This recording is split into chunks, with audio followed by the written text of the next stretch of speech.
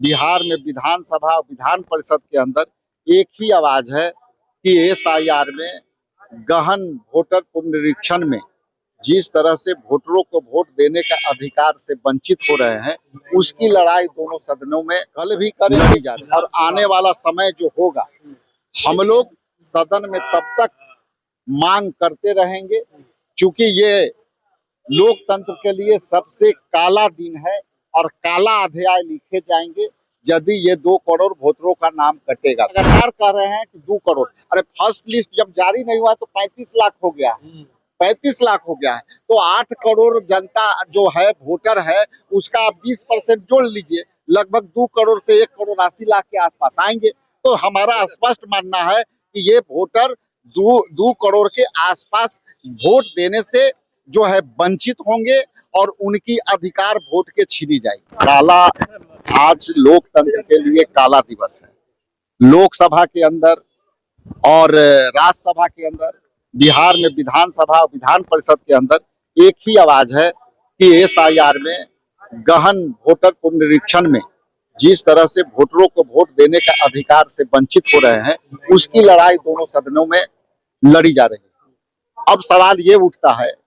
कि जो वोटर हमें चुन के या हमारे जितने भी जो है वोटर हैं,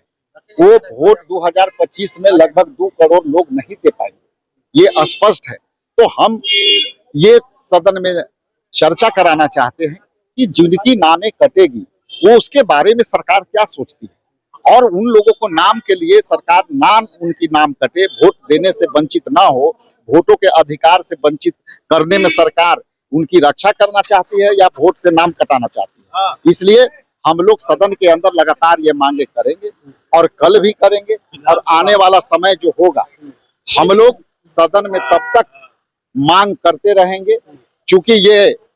लोकतंत्र के लिए सबसे काला दिन है और काला अध्याय लिखे जाएंगे यदि ये 2 करोड़ वोटरों का नाम कटेगा। तो इसीलिए हम लोग काले कपड़े पहनकर, इससे भी यदि लोकतंत्र के लिए कोई दूसरा कलर होता तो भी हम लोग दिखाते, लेकिन सरकार पर इसकी कोई असर नहीं है। लेकिन दबे जुबान से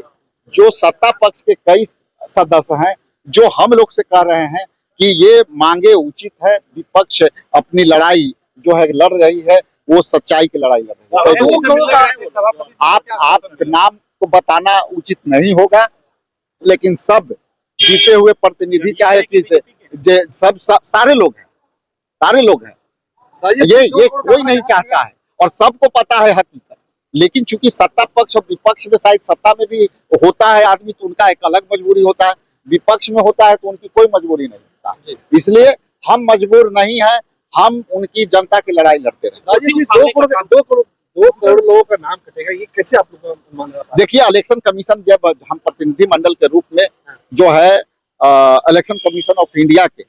प्रतिनिधि मंडल में मिल करने गए थे, तो खुद उन्होंने एक शब्द 2 शब्द कहा था जो हम बार बार मीडिया में रिपीट कर रहे हैं। पहला उन्होंने कहा था कि ये वह इलेक्शन कमीशन नहीं है जो आप सोचते हैं, इलेक्शन कमीशन अपने आप को बदल चुका है। मतलब इसका अर्थ ये था कि जेबी राव और टीएन सेशन वाला इलेक्शन कमीशन नहीं। और दूसरा शब्द उन्होंने कहा था कि 20% वोटर का नाम तो कटना तय है, इसलिए तय है कि जो बिहार से पलायन किए हुए लोग हैं, वो जो है उनकी नाम कटना तय है। तो उनके पास जो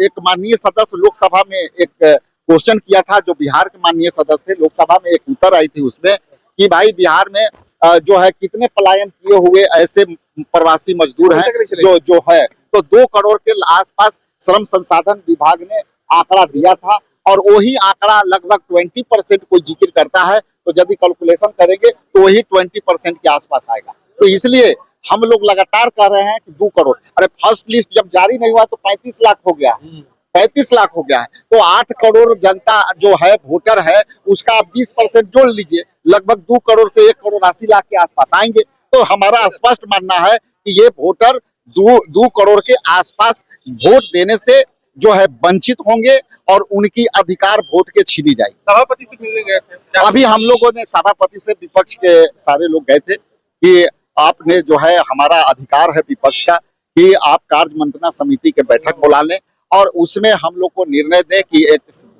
विस्तृत चर्चा चले सदन के अंदर, और दोनों चीज पर चर्चा चले कि आप जो है एसआईआर पर जो वोट के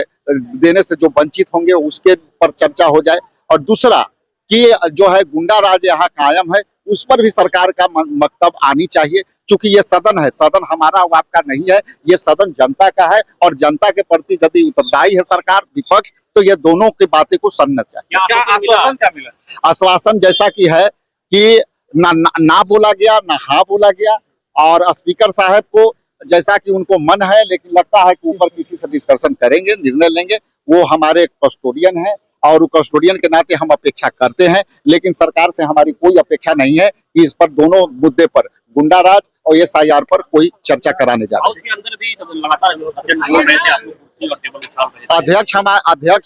अध्यक्ष जो है, हम लोग लगातार कह रहे थे कि आप आश्वासन दीजिए, सदन को हम लोग चलाने में मदद करेंगे, लेकिन यदि कोई नहीं सुनेगा तो हमारे भी वो भी एक अधिकार है मेरे प्रोटेस्ट के। हम लोग